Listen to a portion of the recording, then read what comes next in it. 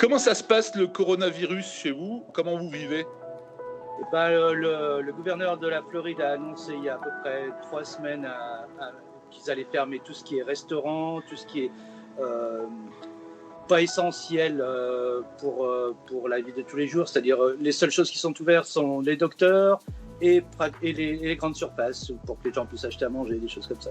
Mais le reste des magasins sont fermés. Il y a très peu de monde dans les rues. Les gens essayent de rester chez eux le plus possible. Et puis, oui, la seule chose qu'ils font, c'est, comme j'ai dit, aller dans les magasins, faire leurs courses ou aller chez le docteur, des choses comme ça.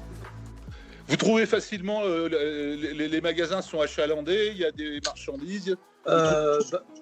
De plus en plus, là maintenant, ça fait quand même 3-4 semaines que ça dure. Là, on arrive maintenant à se fournir de plus en plus, mais il y a toujours des problèmes, par exemple, de papier toilette ou de sopalin ou de tout ce qui est papier hygiénique, tout ça, c'est toujours difficile à trouver.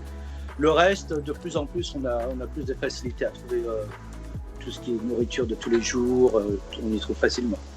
C'est comme en France, les gens se sont précipités sur le papier toilette et les sopalins.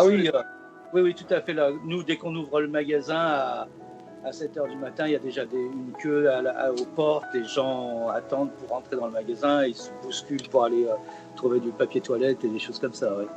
Qu'est-ce qui te manque de la Bourgogne? Quels sont tes bons souvenirs de la Bourgogne?